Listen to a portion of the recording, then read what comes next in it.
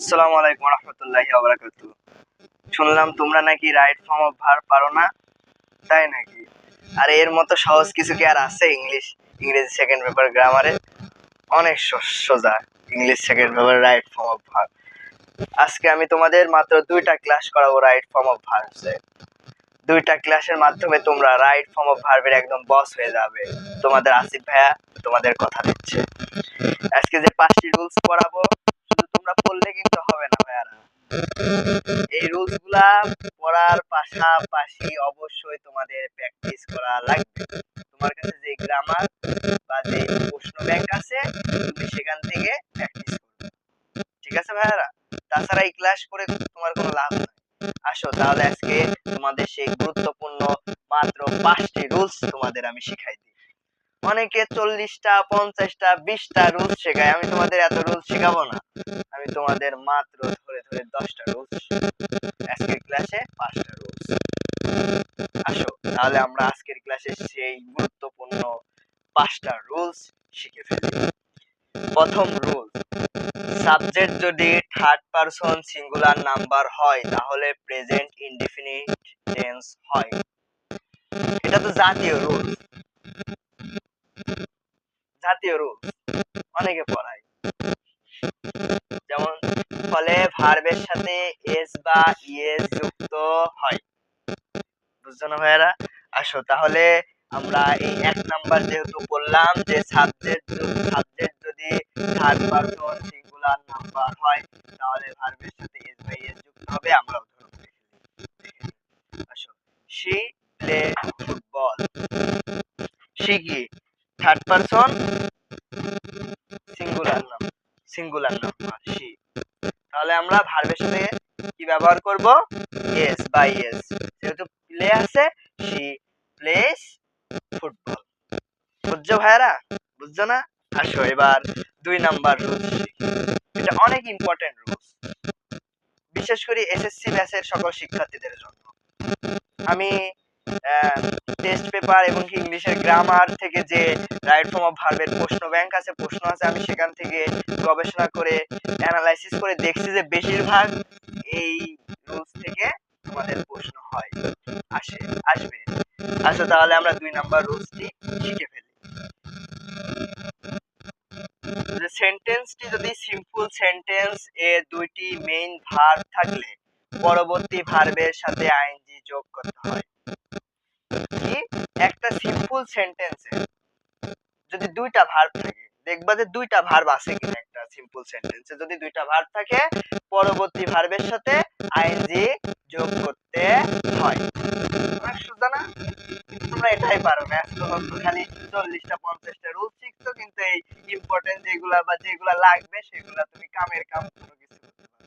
আসো তাহলে আমরা 2 নাম্বার রুলসের এক্সাম্পলটা দেখি।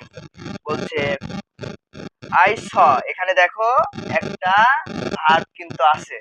এই দেখো স একটা ভার্ব। কি বলা হয়েছে? একটা সিম্পল সেন্টেন্স এ যদি 2টা মেইন ভার্ব থাকে, আবার বি ভার্ব না কিন্তু অক্সিলারি ভার্ব না, কি ভার্ব? Main verb. দেখো I saw Noor Singh a song, কয়টা ভার্ব আছে? 2টা, স আর সিং। তাহলে আমরা কি বসাই দেব? কোনো কথা ছাড়া ডাইরেক্ট আইএনজি। কি বসাইবো? আইএনজি। বলো এর থেকে কি সহজ আর কিছু আছে? এর থেকে সহজ আর কিছু হতেই পারে না। এরপরে আমরা আসো 3 নাম্বার রুলস শিখি। তুমি খালি এই ক্লাসটা করার পর দেখো তোমার কাছে একদম সহজ, এত সহজ মনে হবে যে আর কোনোদিন শিখবে না। Had better, had rather, would better, would rather, must, can, could, shall, should, will, would, may, might, need, dare, have to, has to, used to, able to, am, is, are to। শুধু কিন্তু am is are না, am is are এর পর যদি দেখো to, তাহলে এ সকল ওয়ার্ডের পরে ভার্বের বেস ফর্ম, ভার্বের প্রেজেন্ট ফর্ম। ভার্বের কি হবে? Present form. তাহলে তোমরা যদি কোনো সেন্টেন্সের বা গ্যাপের আগে যদি দেখো যে এই শব্দগুলো আছে had better, had rather, would better, would rather, must, can, could, shall, should, will, would, may, might, need, dare, ought to, used to, has to, able to এবং এম ইজ আর টু যদি দেখো যে আছে, তোমরা কোনো কথা ছাড়া ভার্বের প্রেজেন্ট ফর্ম বসাই দিবে। বুঝছো না? ভার্বের প্রেজেন্ট ফর্ম। তারপরে আবার কোনো ওয়ার্ড কোনো গ্যাপের পূর্বে যদি do, does, did, do, does, did পরে সব সময় ভার্বের প্রেজেন্ট ফর্ম বসবে। ঠিক আছে না? লেটের পরেও কিন্তু ভার্বের প্রেজেন্ট ফর্ম, মনে রাখো কিন্তু লেটের পরেও ভার্বের প্রেজেন্ট ফর্ম। তাহলে আমরা 3 নাম্বার রুলসের এক্সাম্পলটা দেখে নিই। You had better, had better, you had better eat rice, এখানে কিন্তু ইটি হবে। কেন? আমি আগেই বলছি যে had better, had rather, would better এই শব্দগুলো, এখানে যে কয়টা শব্দ দিচ্ছি এই শব্দ বা এই ওয়ার্ড গুলার পরে যদি গ্যাপ থাকে ভার্বের বেস ফর্ম বা প্রেজেন্ট ফর্ম, তোমরা যে যেটা বলতে পারো। এরপরে আসো আমরা 4 নাম্বার রুলস শিখি। অনেক সহজ, এই রুলস এর মতো মনে আর সহজ নাই। এবং তোমার টেস্ট পেপার অথবা গ্রামারের ইংলিশ সেকেন্ডের দেখবা রাইট ফর্ম অফ ভার্বের অধিকাংশই এই রুলস থেকে আসবে। যেমন সকল প্রিপজিশনের পর ভার্বের সাথে আইএনজি যুক্ত যোগ হয়, সকল প্রিপজিশন। তবে একটা কথা আছে, শুধু জাস্ট টু এর পর প্রিপজিশন টু, এজন্য আমি এই প্রিপজিশনের নাম দিয়েছি ঘাততেরা প্রিপজিশন। সব প্রিপজিশনের পর কি করে ওরা আইএনজি বসাইলে বলে যে সব প্রিপজিশনের পর বলে এই আমাদের পর তোদের গ্যাপ থাকে, তোদের সামনে আইএনজি বসাবো। আর এই ঘাততেরা বলে না আমি তোদের দলে নাই, আমি অন্য জায়গায়, আমি আমার পরে সবসময় ভার্বের বেস ফর্ম বসাবো, প্রেজেন্ট ফর্ম বসাবো। তাহলে সকল প্রিপজিশনের পর ভার্বের আইএনজি। ঠিক আছে না? এরপরে আসো 5 নাম্বার রুলস। আচ্ছা আমরা 4 নাম্বার রুলস এর एग्जांपलটা দেখে নি। She is interested in learn English. In কি এরা কি বলো বলো বলা লাগবে, তোমরা অ্যানসারটা কও আমার আগে। আইএনজি, তাহলে লার্নিং সকল প্রিপজিশনের পর আইএনজি কি হবে যুক্ত হবে। হচ্ছে না? এত সোজা কি আর কেউ কি শিখাইছে? একদম।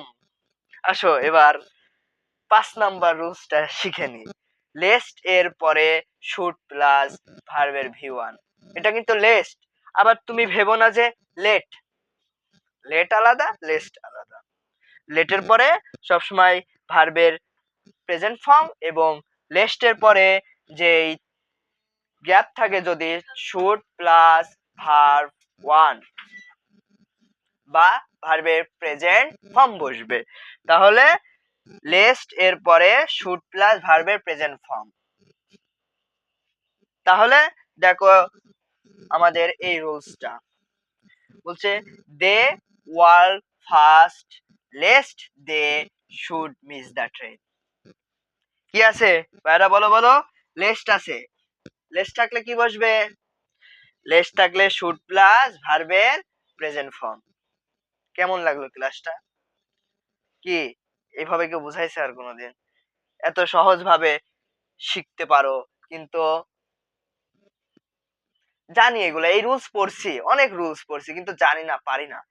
দেখো তুমি টেস্ট পেপার অথবা গ্রামারের খুলে দেখো যে এই রুলসের ভিতরেই সবকিছু আছে, এর বাইরে কিছু নাই, এর বাইরে নাই। বেশিরভাগই এই 5টা রুলস। এরপরের ক্লাসে আমি তোমাদের আরো 5টি রুলস শিখাবো। তোমরা যদি এই 10টি রুলস শিখতে পারো, আমি কথা দিলাম তোমরা রাইট ফর্ম অফ ভার্বস এর বস হয়ে যাবে। আমি বহু গবেষণা অ্যানালাইজ করে দেখছি। সবাইকে আজকে এই ক্লাসে ধন্যবাদ।